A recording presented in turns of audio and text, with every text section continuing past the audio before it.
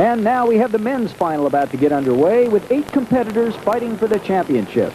Battling it out are Anders Bringdahl, Björn Dunkerbeck, Thorkel Christensen, Hideki Makino, Phil McGain, Robby Naish, Bruce Peterson, and Eric Tiamé. Getting off to an early lead is Bruce Peterson, followed by Eric Tiamé, Hideki Makino, and Robby Naish. Heavy winds cause the competitors to catch air on their way to the outside buoy, and they don't really want to do this. This looks more like a wave jumping contest than a slalom final, but catching air really slows the racers down. It's not a maneuver they want to do. Coming into the first mark, rapidly moving up are Robby Naish. He's in the pink sail, kind of a patented trademark of Robby's. Björn Dunkerbeck from Spain, and Phil McGain, the Australian. We have some high-powered competitors in this competition. I mentioned Robby Naish. Robby, a 4-time world champion. This year is the first year that he has not held that title. He lost it to Björn Dunkerbeck. And Robby right now, he is still in the thick of things, as you can see. On the left, you see Phil McGain from Australia, Robby Naish with the pink sail, and on the right side of your screen is Bruce Peterson.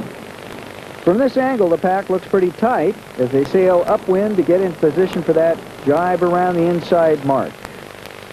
Phil McGain from Australia in the lead right now. You see Robby Naish in the pink sail right behind him. Phil is looking very strong and has been this entire competition. He has yet to lose a heat, and right now we are in the men's surf slalom finals. Rounding the inside mark, Phil McGain, followed by Björn Dunkerbeck and Robby Naish. They have now completed the first of 3 laps in this final, and they are fairly tight, as you can see, bunched together, the 3 leaders.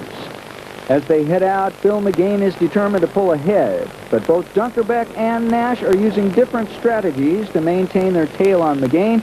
Dunkerbeck is sailing downwind while Naish follows McGain upwind. Who's to say whose strategy will win? Right now, all they can think about is getting by McGain. Of course, McGain will have none of that. Approaching the outside mark now. McGain first around the mark. He's opened up a lead now, and this stretch, as they sail back into shore, this is one of the reaches that has the most wind behind it. He is really going to be able to get up ahead of steam now. And you see Phil McGain with that sizable lead. Behind him, Dunkerbeck and Naish.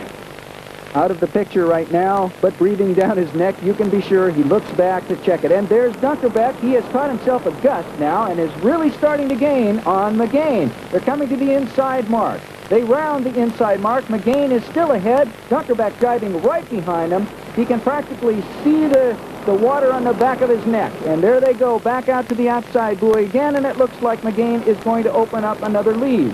However, we have seen something here. We've seen how these gusts can come up and absolutely power somebody right by. It all depends on the tack and where you are in relationship, whether you're upwind or downwind of the sailor you're up against. Right now, McGain has got himself a nice-looking lead. You see some breakers rolling in. He's got to deal with those. Behind him, Dunkerbeck jumping over waves. There's Naish to the right of your screen.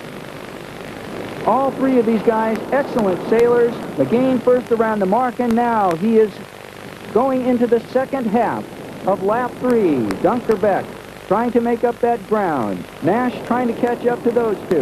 You see the sailors who are in the back of the pack now just beginning to approach that outside mark. Still in the lead, Phil McGain from Australia.